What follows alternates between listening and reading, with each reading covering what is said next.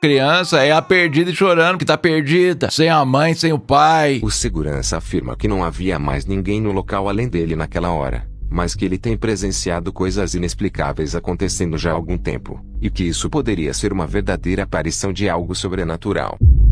Esse vídeo é o mais cabuloso que eu vi até agora. De como o ser humano ele perdeu a capacidade de fazer o básico. Ele ficou filmando de longe e se é uma criança que tá chorando, vai lá. Isso que é segurança do local. É isso, eu sou segurança. Eu garanto a segurança. A minha. Em certo dia uma mulher estava filmando a sobrinha comendo tranquilamente sentada à mesa. Porém o que era para ser apenas um vídeo inocente se tornou algo assustador, já que em meio a isso algo muito estranho acabou sendo registrado.